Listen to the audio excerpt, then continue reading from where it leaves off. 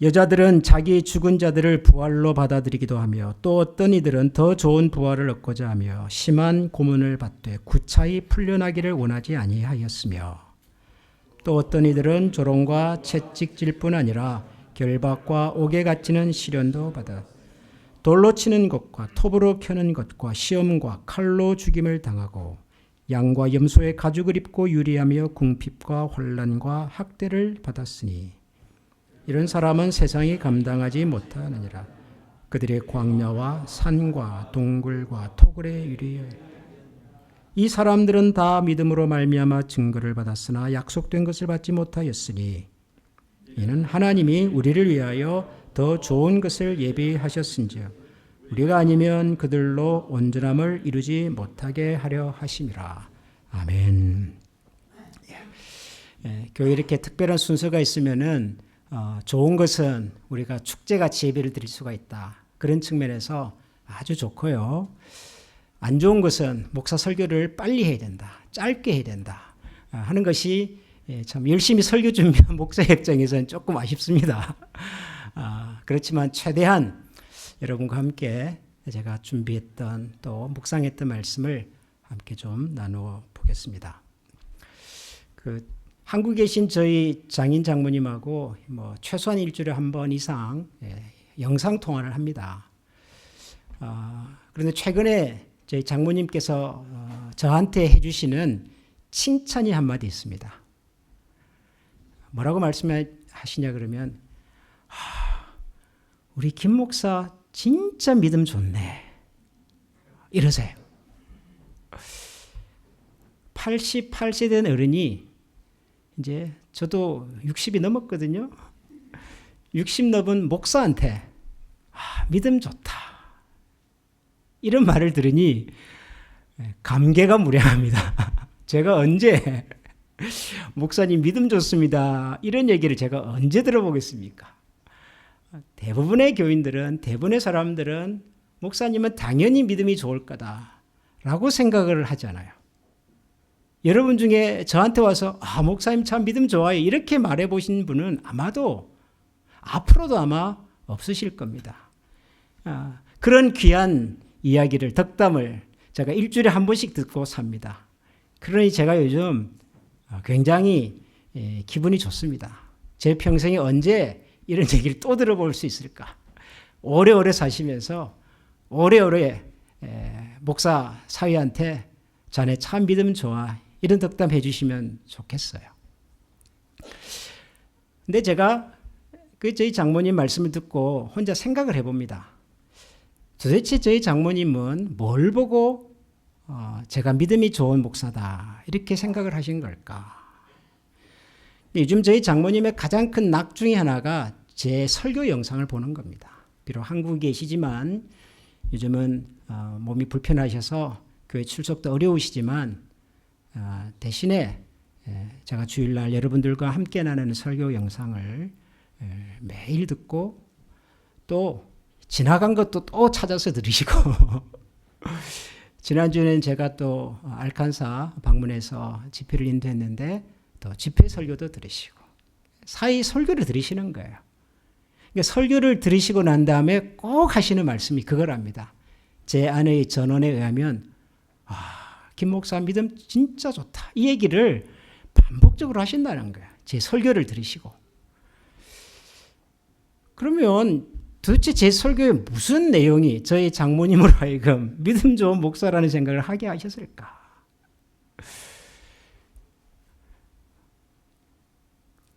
아마도 제가 가서 한번 여쭤봐야 되겠습니다만 아마도 그런 것 같아요.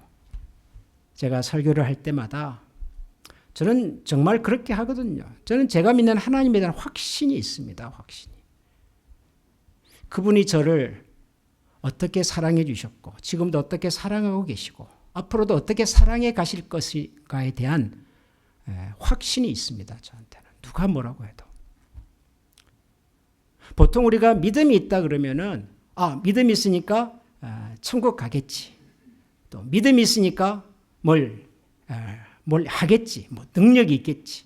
성경에 그런 말씀들이 있잖아요. 내게 능력 주시는 자 안에서 내가 모든 것을 할 수 있다. 그런 말씀도 있지 않습니까?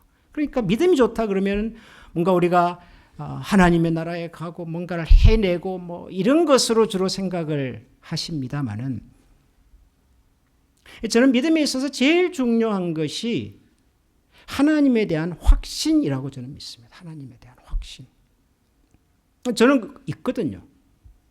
제가 설교를 하면서 하나님의 말씀을 전하면서 정말 이 말씀이 진리고 이 말씀대로 살면 하나님께서 우리에게 약속된 복을 분명히 주실 것이라고 하는 것에 대한 확신이 있어요.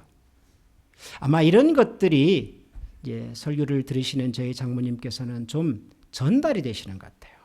제가 무슨 본문을 가지고 어떤 내용을 설교했냐 보다도 설교하는 하나님의 말씀을 전하는 김 목사의 표정과 모습을 보니 정말로 하나님이 살아계시다는 것을 아는 믿는 사람이구나 하는 생각을 아마 하셨던 것 같아요. 그런 세상에 예수 믿는 사람 치고 하나님에 대한 확신이 없는 사람도 있을까? 여러분 어떻게 생각하세요? 예수 믿는 사람이 하나님에 대한 확신이 없을 수도 있을까요? 제가 이 믿음이라고 하는 주제의 시리즈 설교를 하면서 제일 많이 했던 고민이 그겁니다. 우리는 믿음 그러면은 뭘 자연적으로 연상하냐 그러면은 구원. 믿는 자에게 구원. 그 구원 다음에 뭐죠? 천국. 이런 방정식을 생각을 하는 것 같아요. 예수 믿으면 구원받고 구원받으면 천국 가고 그러잖아요. 반대로 믿음이 없으면 구원받지 못하고 구원받지 못하면 천국 못 가고 그런 방정식도 성립이 되는 거죠. 근데 이 방정식이 틀린 방정식은 아닌데 이게 전부는 아니거든요. 우리가 믿음을 얘기할 때. 그래서 제가 성경에서 믿음에 관한 가장 유명한 성경 중에 하나인 히브리서 11장을 여러분들과 함께 한번 나눠보고 싶었던 거예요. 왜냐하면 여기에 등장하는 분들은 정말 다양한 사람들이에요. 당연히 구원을 받았겠죠. 아브라함, 모세, 다윗, 여러분 당연히 구원을 받았겠죠. 그런데 그분들에게는 내가 예수를 믿고 하나님을 믿고 구원받았다고 하는 이 얘기 외에도 어마어마하게 많은 이야기들이 있단 말이에요. 모든 것들을 포함해서 성경은 제가 지난주에 영상으로 설교했습니다마는 믿음으로라고 하는 표현을 쓴단 말이에요. 믿음으로. 믿음으로 산다는 것이 뭐냐? 내가 믿음이 있으니까 구원을 받았고 구원받았으니까 천국까지 맞아요. 확실해요. 그런데 그거 말고도 우리가 세상을 살아가면서 믿음으로 산다는 것이 뭐냐면 말이에요. 이게 저나 여러분들에게는 사실 더 어렵고 더 복잡하고 사실은 더 중요한 문제 같아서. 만약에 여러분 우리가 예수님을 믿어서 구원받고 천국 가는 것이 이것이 우리 믿음의 전부고 유일한 목표다라고 한다면 저는 아주 극단적으로 이렇게도 말씀드릴 수 있어요. 예수님께서 십자가에 달리실 때 같이 십자가에 달렸던 강도들이 있었잖아요. 그죠?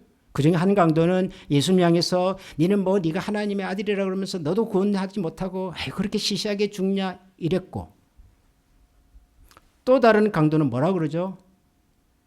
야, 저분이 잘못해서 지금 십자가에 달린 게 아닌데 너 아무것도 모르면서 그런 소리 하지 마. 그러면서 예수님을 향하여 예수님, 당신이 하나님 나라에 갈 때 저도 좀 기억해 주세요. 그랬잖아요. 그래서 예수님께서 그 십자가 상에서 그 고통 가운데서도 그 한편 강도를 향하여 그렇게 말씀하셨어요. 너가 나와 함께 낙원에 있을 거다. 그러셨잖아요. 예수님께서 마지막으로 베푸신 구원의 선언이에요. 그 한편 강도가. 그렇죠? 그런데 그분은 사실 강도예요. 강도. 평생을 강도짓 하며 살았던 사람이란 말이에요. 어떤 강도짓을 했는지 우리는 잘 몰라요. 그러나 흉악한 강도예요. 십자가에 달아서 사람을 죽인다고 하는 것은 그 당시 로마 법 중에서요, 최고의 형벌이에요. 최고의 형벌. 사람을 죽이는 방법이 여러 가지가 있었어요. 옛날 고대 형벌 문화 속에서는요, 사람에게 벌을 주고 혹은 사람을 죽이는 방법이 여러 가지가 있습니다. 근데 그 중에서도 가장 고통스럽게 죽이는 방법이 십자가에 달아서 죽이는 거예요. 왜냐하면 십자가에 달아 놓으면 목숨이 끊어질 때까지 고통을 느끼는 거예요. 그렇잖아요. 그것도 뭐 실내에서 하나요? 야외에, 골고다 언덕에 그 떼약볕이 내리쬐는 그 동산에다가 십자가에 못을 박아놓고 온몸의 진액이 다 빠져서 더 이상 심장박동을 할 수가 없을 때까지, 뇌의 기능이 중단될 때까지 인간이 느낄 수 있는 모든 고통을 끝까지 느끼게 하다가 죽게 만드는 게 십자가형이라고요. 그래서 그 십자가형은 아무한테나 하지 않았어요. 십자가형은 오직 두 종류에게만 했다고요. 첫 번째는 로마 황제에게 반역을, 예수님은 로마 황제에 대해서 반역했다는 그런 죄목으로 십자가에 달린 거란 말이에요. 강도는 십자가에 달렸어요. 그 말은 어마어마하게 큰 죄를 지었다 그 말이에요. 그런데 그 마지막 순간 예수님의 말 한마디에 그 강도는 구원을 받았어요. 예수님께서 직접 말씀하시잖아요. 너가 나와 함께 낙원에 있을 거다.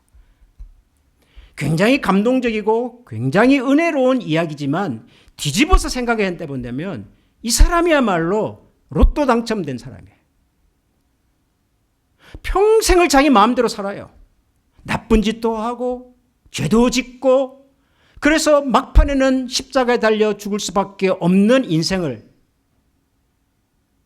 그런데 마지막 순간에 그 말 한마디 듣고 구원을 받았잖아요.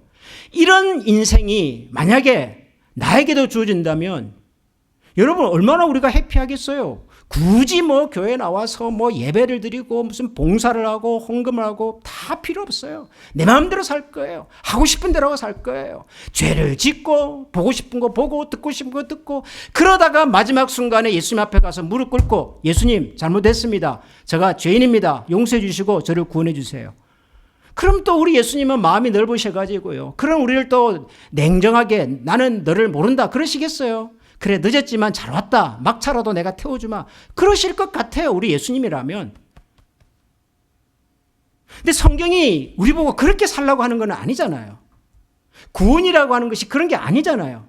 마지막 순간에 가서 막차 타고 내가 천국 가겠다는 것이 성경이 우리에게 약속하는 게 아니란 말이에요.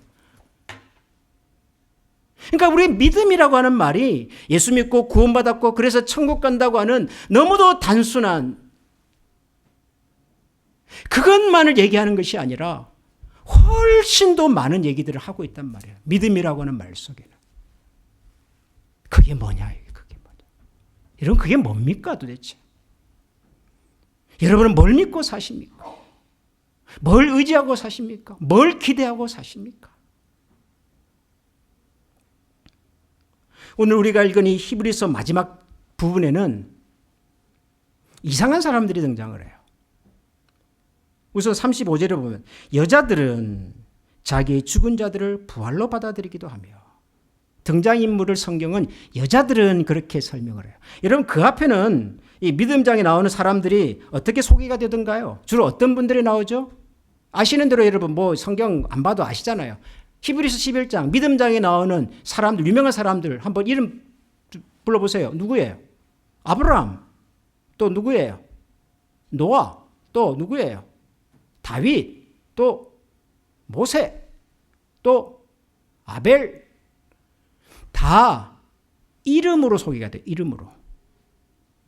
그 사람의 개인적인 인격체로 성경을 소개를 해요. 그런데 35절에서는 여자들은 그래요. 여자들은. 여러분 여자들은 이름이 없습니까?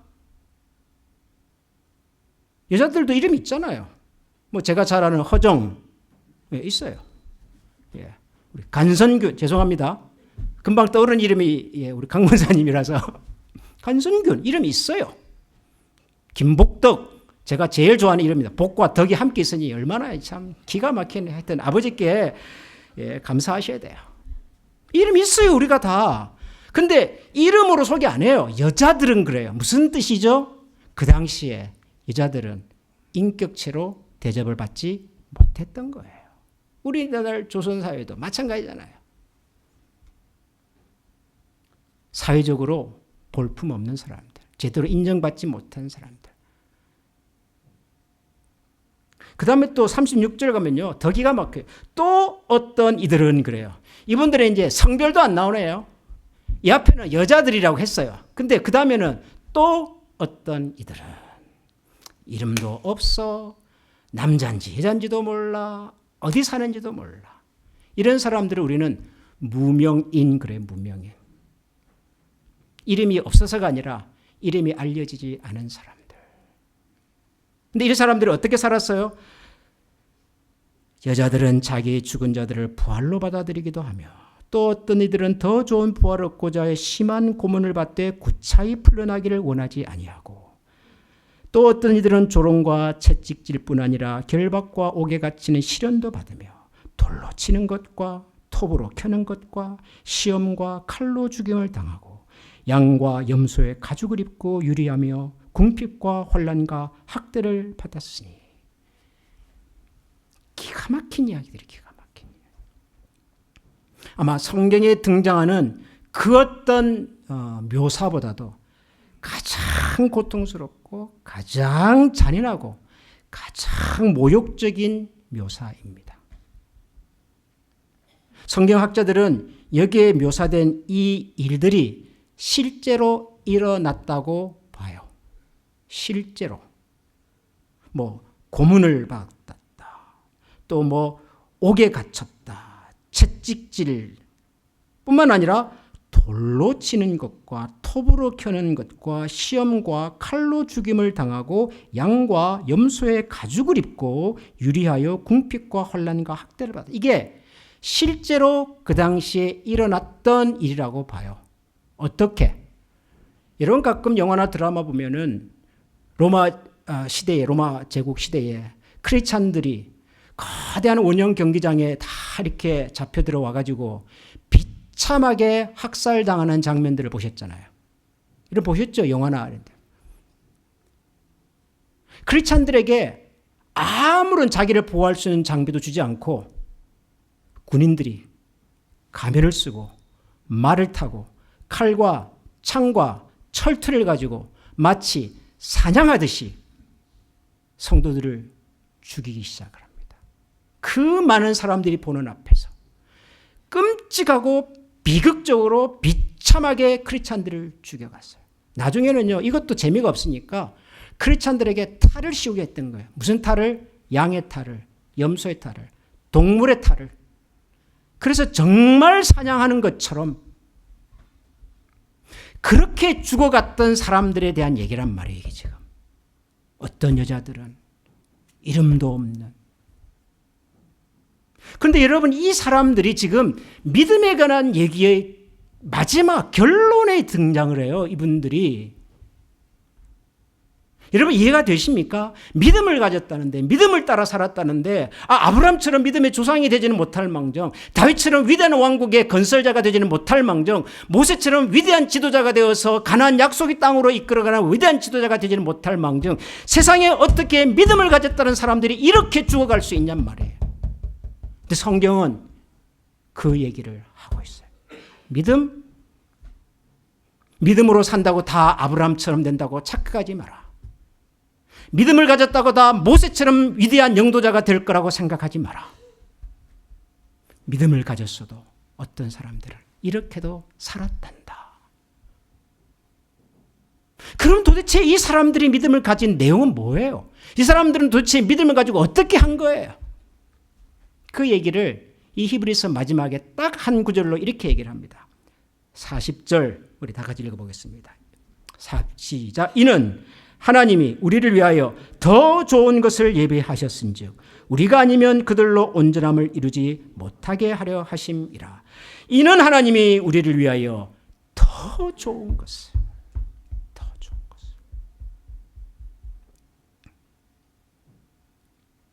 여러분, 우리가 왜 예수 믿기로 결심했죠? 여러분은 왜 예수를 믿겠다고 다짐을 하셨습니까?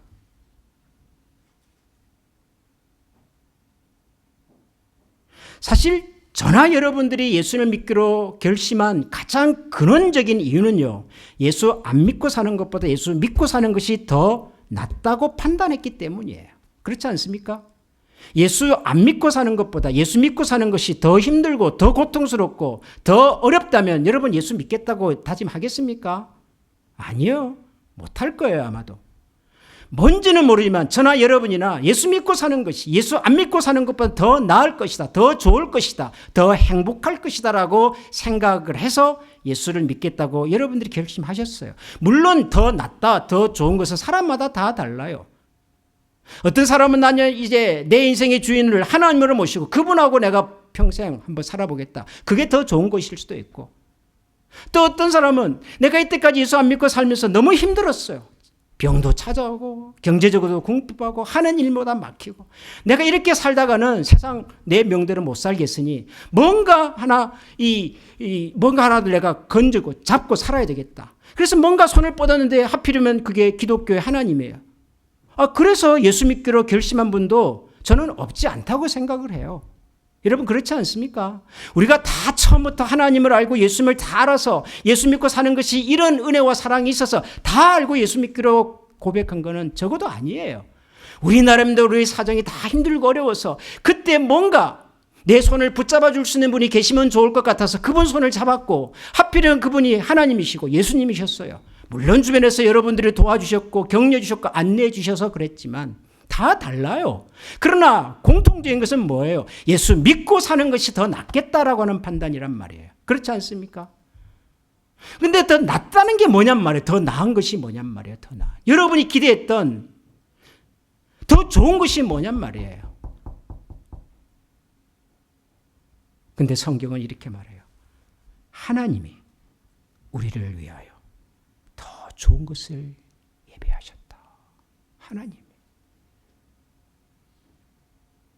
저는 이것이 우리가 믿음을 가져야 할 가장 중요한 이유라고 저는 믿습니다. 하나님이 저와 여러분들을 위하여 더 좋은 것을 가지고 계십니다.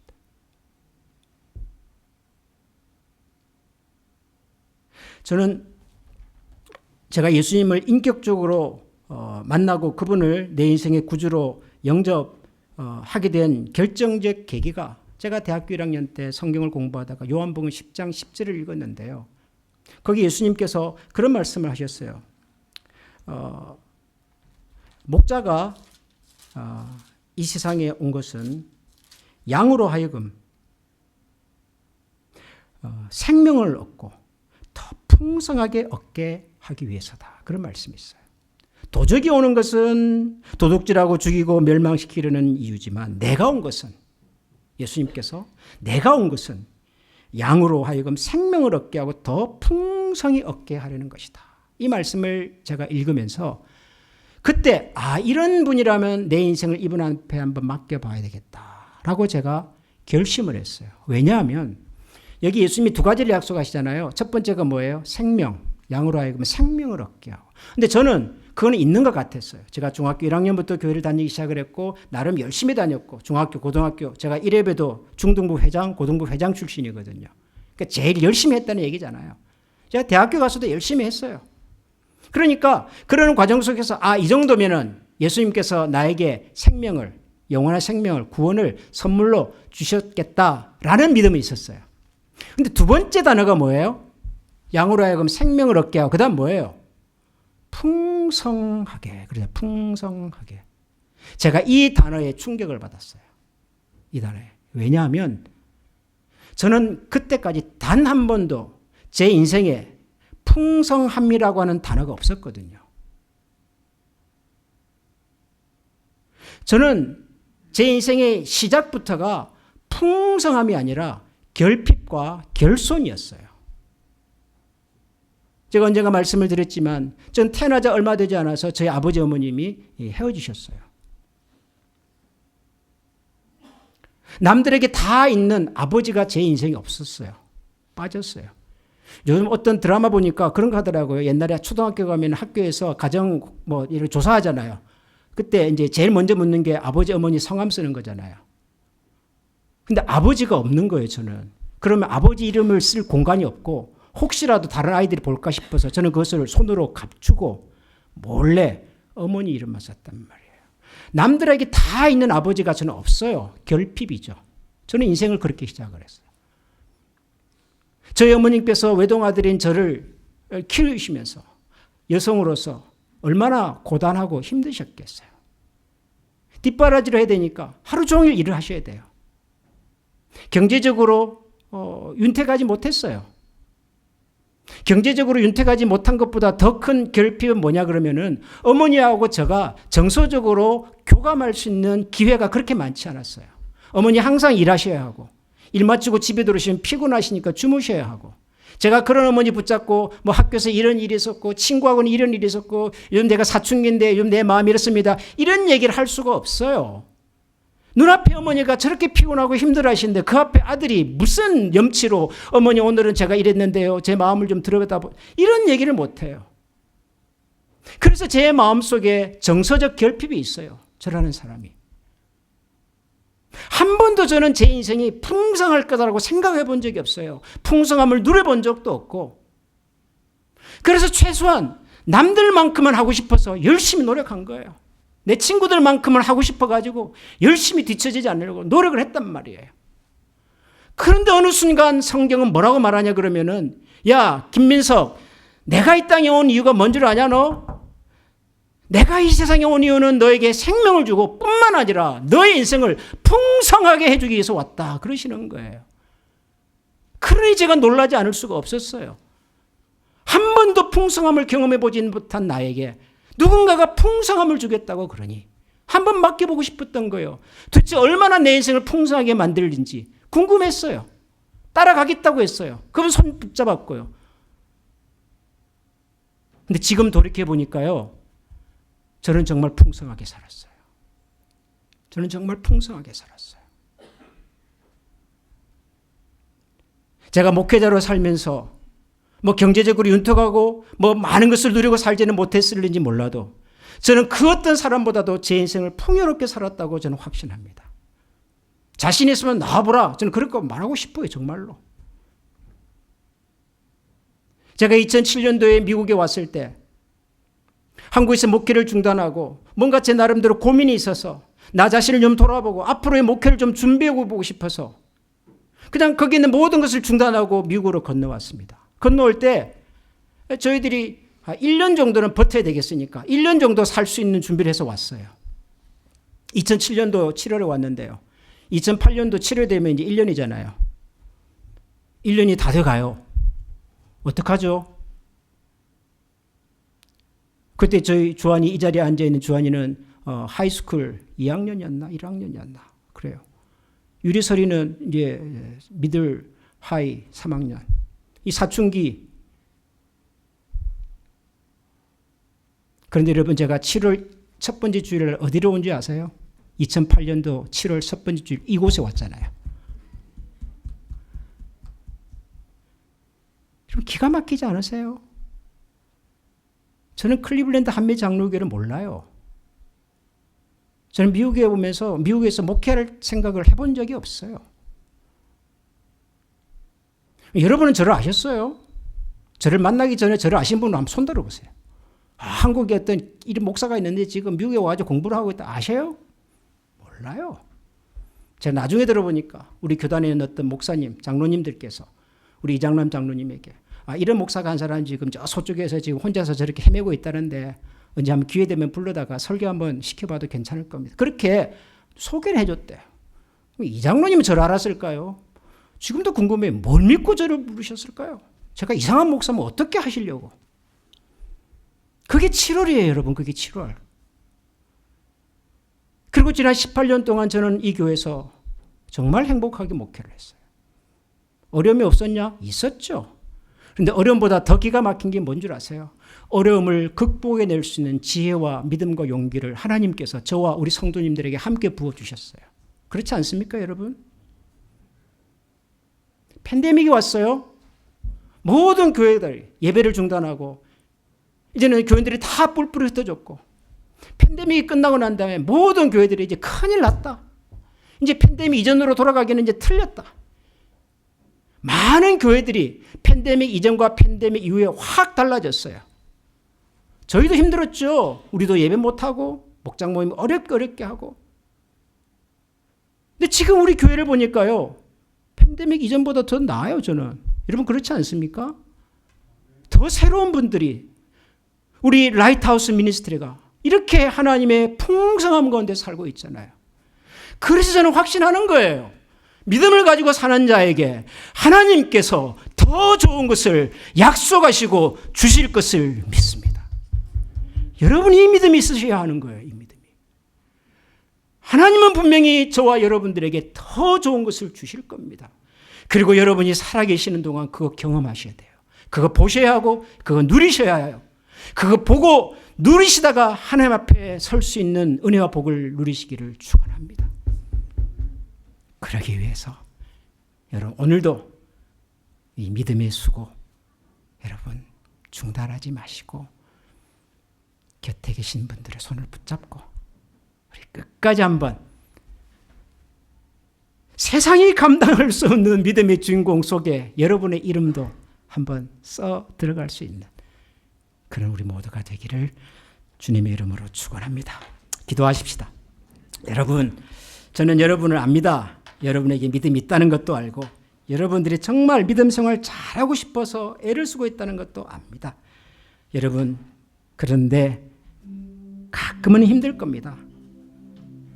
가끔은 주저앉고 싶고 가끔은 돌아서고 싶을 때가 있을 겁니다.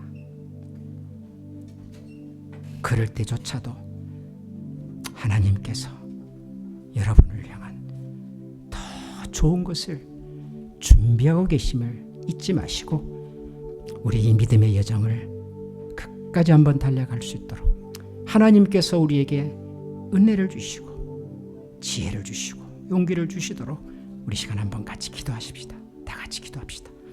하나님 아버지 감사합니다. 하나님 하나와 사랑하심 속에서 하나님 우리가 주님을 믿고 주님을 바라보고 주님을 소망하며 살아가는 저희들이 다 되게 하여 주시옵소서. 우리에게는 여전히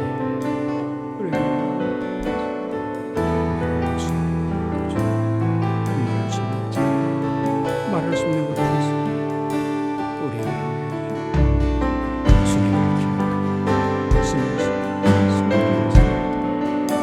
하나님 도와주시고 우리에게 하시고 근처에 역사하시옵소서. 주를 기억하고 바라볼 수 있는 하나님 도우시고 축복하여 주시옵소서.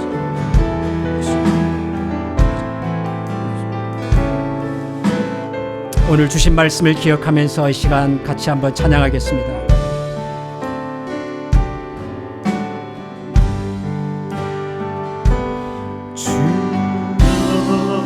날 정결케 하고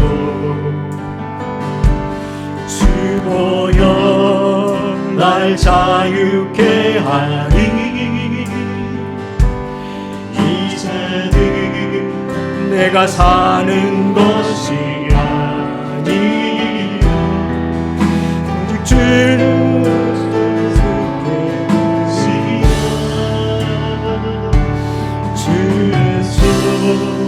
날 위해 씻기셨고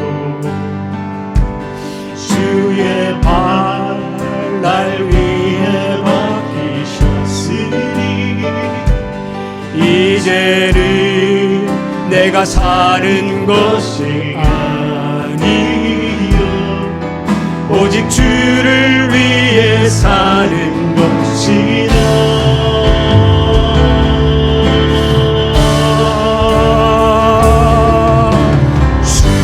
손에 나의 손을 보게고 또 주의 발에 나의 발을 보게요. 나 주와 함께 죽고 또 주와 함께 살리라. 영원토록 주 위에 살리라. 주의 손에 나의 손을 보게고 또 주의 발에 나의 발을 보게요. 나 주와 함께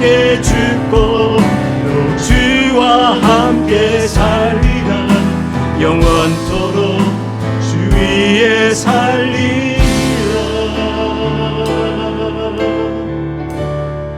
주 위에 살리라.